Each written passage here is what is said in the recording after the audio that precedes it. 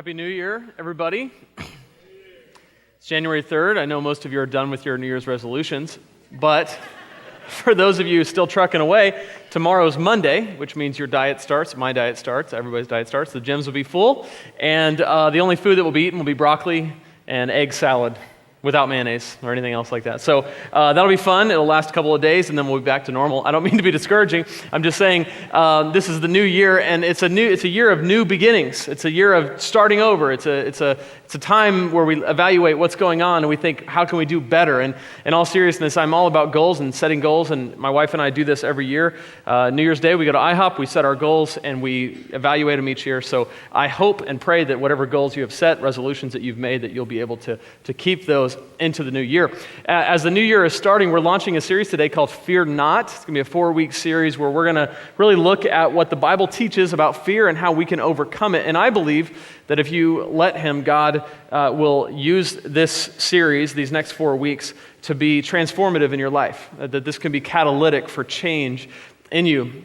Many of us are afraid of a lot of different things. Some of us are afraid of silly things, like how many of you, when you're sleeping at night, if you hang an arm or a leg off of the side of the bed, you are convinced that there is a monster, thank you for your honesty, that's going to pull you under the bed. And some of you are thinking, no, I'm not afraid of that.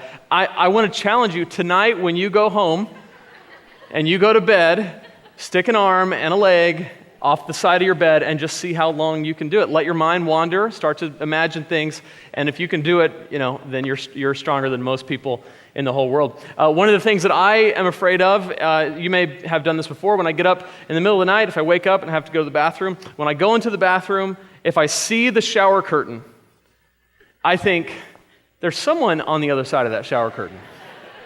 I know it. And so I will check, and I will check quickly, right? I mean, as soon as I see it, I think about it, I throw it open, and I don't know what I'm actually going to do when there's someone there, but I will say this. If you are ever in my tub in the middle of the night, I will find you. And we'll hang out, I guess. I don't know what else to do. Some of you are afraid of the dark. How many of you are afraid of the dark? I'm afraid of the dark. Those of you without your hands up, you are liars. I could make you afraid of the dark. All we need to do is spend some time together outside at night, and I could figure out a way to make you afraid of the dark. I was afraid of the dark so much as a kid that when I went outside to take out the trash, that was my job. I didn't want anybody in my family to know how terrified I was, but I was terrified. I would walk outside, all big and bad, shut the door, and be like, oh no. And then I would run around the corner as fast as I could, open the trash up, throw it in there as hard as I could, because if there is anyone in the trash can, I want to hurt them, and then I'd run away and go back inside. And some of us are afraid of those kinds of things, and some of us are afraid of more serious things, and I hope that this series will speak to you no matter where you are. Next week, we're going to look at the fear of God's plan for our life. If you've ever been afraid of what God might ask you to do, if you've ever been afraid of God's will for your life, that He might ask you to do something you don't want to do, next week will really speak to you. The third week, we're going to talk about the fear of other people, what they might say, what they might think, what they might do. If you've ever been afraid of other people, then week 3 will speak to you. And then finally, the fourth week of this series, our director of care and counseling, Clint Brogdon, will be here, and he's going to talk about the fears that are within us, the fears that just kind of reside within us and help us overcome those fears. And so this series hopefully will speak to all of us, and this is a very personal series to me because I have dealt with fear for a long time. I had a little bit of counseling a few years ago, about 6 or 7 years ago, and I did an intensive 2-day, weekend-long counseling. And at the end of the first day, where I'd spent the whole time giving my life story, and the counselor's like an onion; they just keep asking and asking and asking, and I feel pretty good, right? I've just shared my whole life story. My counselor looks at me and she says, "Lane, there's some things in your story that are very alarming. We'll see you tomorrow." Oh, thanks. You're really messed up, and I'll tell you why after you go to bed tonight. So I said, well, tell me why. What are the highlights of how alarming it is? And she said, well, every single decision you make in life is based in fear. And she started quoting back to me things that I had said, things like, I was afraid that this might happen, so I did this. I was afraid that that might happen, so I did that. How many of you ever talked that way, thought that way, right? My life was a series of risk aversions where I was just trying to figure out how to avoid risk, how to avoid what might happen. And so this has been a journey for me to learn how to overcome fear with God's help and God's power through the gospel. I am not I'm not an expert. I don't claim to have gotten this figured out. I've been on a journey. I do know a lot about fear because I've just studied it because it's such a theme in my life. And I hope that we together can grow and learn, and God can really use this. There are basically 4 types of fear as we get started. I want to just mention what we're going to do today, actually. We're going to talk about what the Bible teaches about fear. So you can go ahead and turn to 2 Timothy chapter 1, if you have your Bibles. We're going to look at what the Bible teaches about fear. Before we get to that, I want to talk about the 4 types of fear that there are. Because I think that if you can kind of think about which one of these types of fears, or maybe more than one, you deal with, I think you're going to get more out of today's message if you do it that way. So the first type of fear that people deal with is the fear of loss. Okay, losing someone that's important to you, a child, a parent, maybe losing security, losing your job. I deal with the fear of loss. That's probably the biggest theme in my life, the fear of losing people I love, the fear of losing my job, the fear of losing security. Those are the kind of fears that I deal with. Maybe you deal with the same. Another type of fear is the fear of failure. This is the fear that you want to do something, but you're afraid that if you do it, you're going to fail, so you don't try.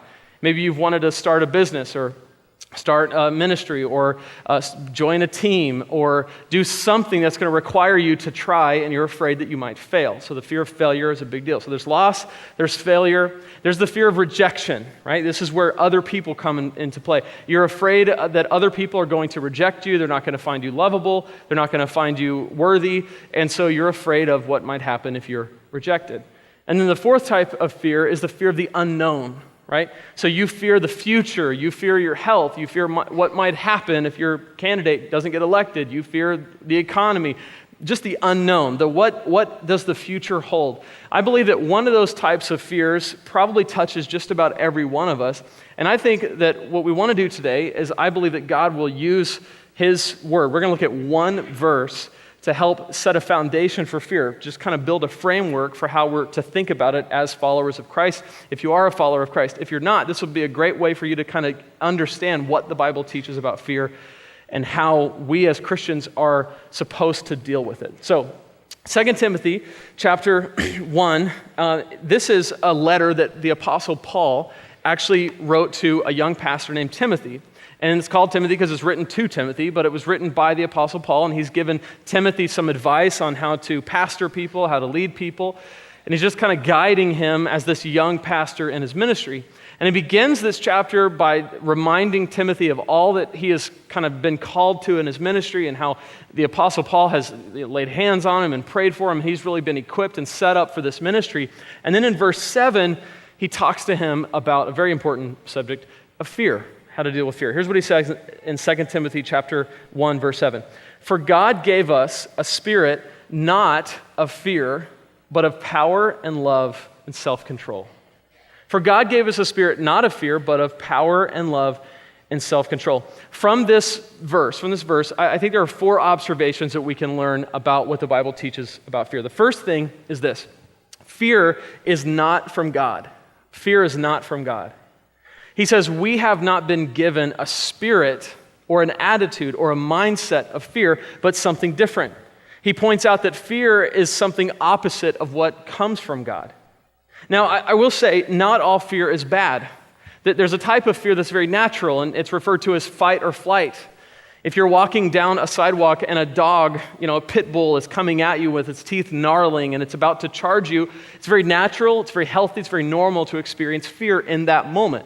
It enables you to either fly, or fight, right? You're going to stay and fight the dog, you're going to run for the dog, but you're able to do that. That's actually natural. It's good. Where fear becomes bad is when it becomes a preoccupation. So that every time you walk down a sidewalk, you're afraid that there could be a dog that might bite you. That's when fear becomes this preoccupation. That attitude, that spirit, that mindset is not from God.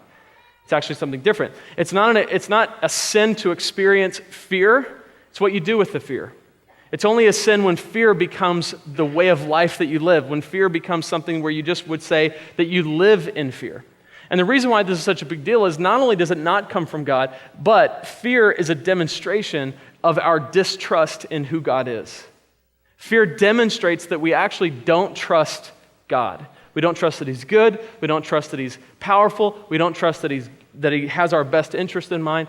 And so all of that, none of that comes from God. Fear is not from God. The second thing we see is that fear makes us powerless. So Paul draws a contrast between fear and three different attributes. He draws a contrast between fear and power, fear and love, fear and self-control. And he says, if you have fear, you don't have these three things. Essentially, that's what he's saying.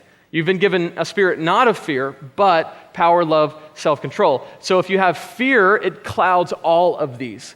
So the first thing that we see is that fear makes us powerless. We've been given a spirit not of fear, but of power. So fear makes us powerless. Paul knew that Timothy would have no boldness proclaiming the gospel if he was living in fear. The power to overcome obstacles was what he needed. He needed a sense of boldness. Fear is connected to powerlessness. If I'm afraid of something, I have no power over it. I think about it this way. If you've ever had a dream where you are running from something or someone and you need to be able to run fast and you can't run fast, no matter what you're doing, you can't seem to, anybody with me? Anybody been there? Okay, good. I'm not so lonely now up here. Okay, thanks for participating. So you can't run, or maybe you can't fight as fast as you need to. That's kind of what fear does to you in real life. It makes you powerless. It makes you weak. It removes from you your power. And so he says he's given us a spirit not of fear, but of power. So fear makes us powerless if we choose to let fear overtake our power. The third thing we see is that fear robs us of giving and receiving love. Fear robs us of giving and receiving love. When I'm afraid of you, I can't love you. Love is impossible when fear is involved. My fear of you will rob my ability to love you, and it robs my ability to be loved by you. Here's what John says in 1 John 4. He says, there is no fear in love, but perfect love casts out fear. For fear has to do with punishment, and whoever fears has not been perfected in love. So he says you can't have both fear and love. I can't be afraid of you and love you. This is why things like racism are such a plight on society.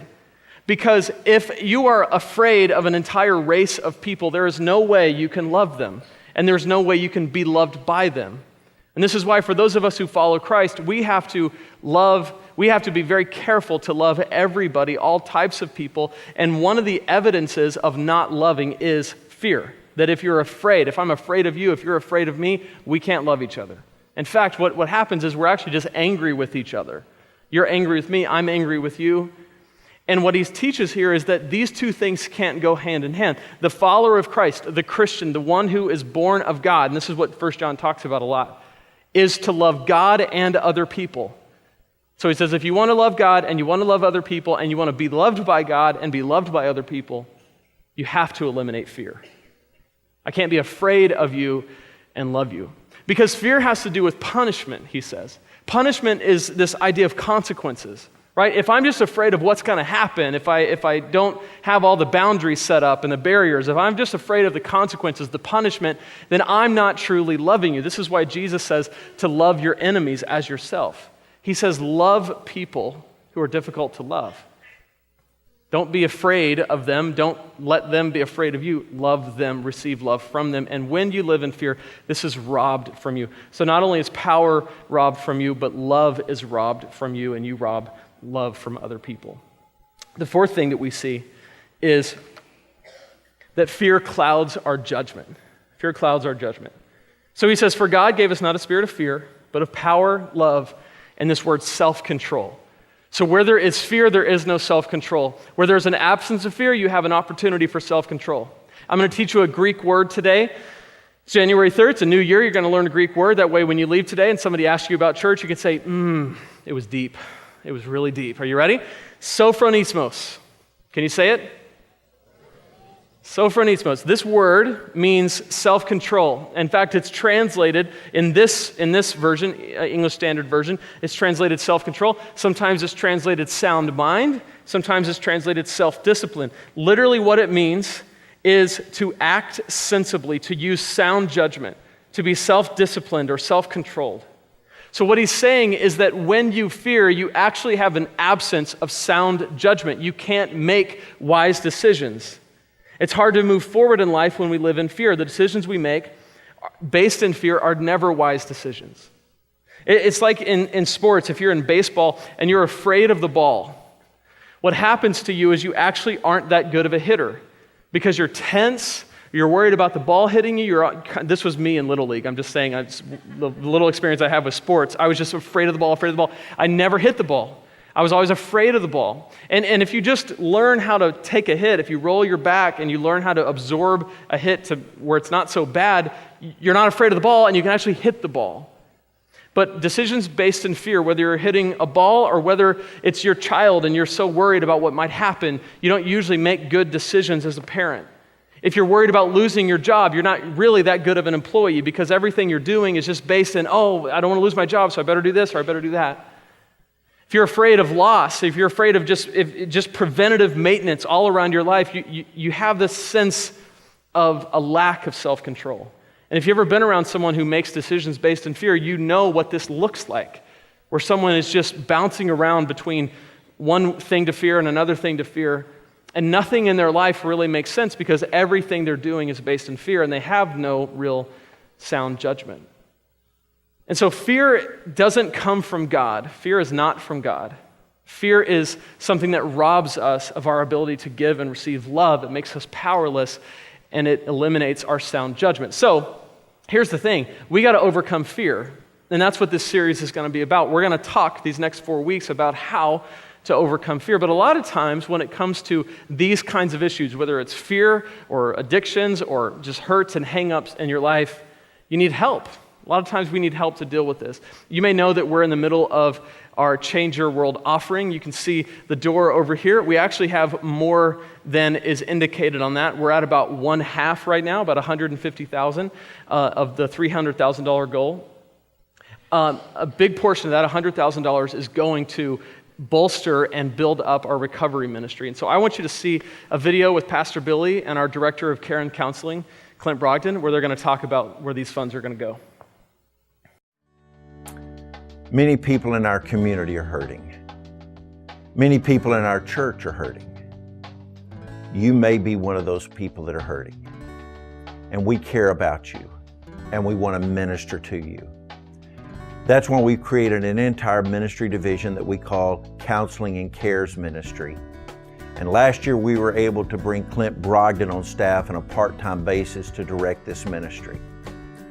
If we're able to reach our goal of $300,000 in our Change Your World offering this year, $100,000 of that will go towards increasing this ministry so we can provide more counseling to our people and to the people in our community and enable us to better care for those people.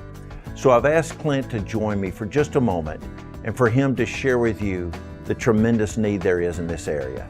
Well, Pastor Billy, in just the short time that we've been able to offer counseling to our church family, we've been able to minister to families who are in crisis, ranging from being on the brink of divorce to temporary crises.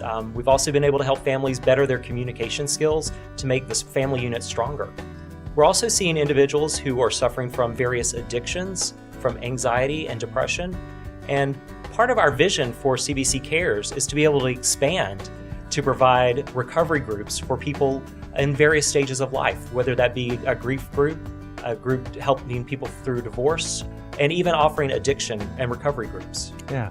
You know, with these recovery groups, I've heard of one, Celebrate Recovery. I know we've talked about it a little bit here before, and it's a ministry that we would like to begin. Tell me a little bit about what Celebrate Recovery is. Celebrate Recovery has been one of our dreams, and it is a national recovery group that helps families, not just the person suffering from the addiction, but the entire family deal with that person's addiction from a biblical-based model. We use scripture and Christian curriculum to help better the family unit and help the person overcome their addiction. Yeah, I think you can see how important this ministry is here in our day and time. Would you prayerfully consider how God could use you to participate financially in the Change Your World offering so that we can expand our ministry in cares and counseling? And as we all come together and prayerfully give and participate, we will indeed be able to change our world. As we wrap up today, I want to ask one more question. And that is, what does it mean to fear God? What does it mean to fear God? In fact, if some of you may have been asking as we've been going through this, if the Bible teaches us not to fear, and fear, there's no fear in love, and fear has to do with punishment, and perfect love casts out fear, then why would the Bible so repetitively ask us and command us and expect us to fear God? Why is it that if there's supposed to be no fear in us, why would we be called to fear God? Well, here's the thing. To fear God actually just means to take God seriously, to be in awe of God, to recognize who He is, to have a proper understanding of who God is, that He is God, that you are not, and to live within that frame of mind, to fear, to reverence, to awe. We're called into relationship with God. We're not called to be afraid of God. There's a difference. So when we're called to fear God, it is a call actually to worship God. Proverbs 9:10 says, "The fear of the Lord is the beginning of wisdom, and the knowledge of the Holy One is insight." So what we find here is that the very first step in really understanding life and what it's all about and being able to make wise decisions and being able to live the way God has called us to live actually begins with the fear of God. It actually begins with an understanding of who God is. Applied knowledge, wisdom begins when we understand who God is. When you fear God, you do not have to fear anything else. I love this. The Bible teaches us not to fear, and at the same time teaches us to fear God. Understand that's saying the exact same thing. When I fear God, I don't have to fear anything else. When I fear God, I don't have to fear the future because I know God holds the future in His hands. When I fear God, I don't have to fear other people because God is bigger than other people. When I fear God, I don't have to fear loss because even if I lose everything, I still have God, I still have my salvation in Him, I still have a home in heaven that cannot be taken away. So when I have a proper understanding of who God is and I reverence and awe and fear God, I live a life free of fear. Because this is actually a worship issue. When we worship God, we're empowered because the opposite of fear is actually worship. You either worship what you fear or you worship God. So many of us worship our anxiety, we worship what we're worried about, and the reason why I say worship, we spend an inordinate amount of time thinking about it and contemplating it and looking at it from every different angle to the point where it really mirrors the way we're supposed to live our lives thinking about God. Thinking about who He is and His character and His nature and His goodness. If you replace fear with worship, what you have is a proper understanding of who God is and who you are, and you do not have to fear anything else. So my hope, my prayer for this series is that we would be a people who learn, who discover how to approach God in that way, to properly fear God and at the same time fear nothing else. Romans 8, I'll end with this, Romans 8:15. The Apostle Paul says, "For you did not receive the spirit of slavery to fall back into fear, but you have received the spirit of adoption as sons, by whom we cry, Abba, Father."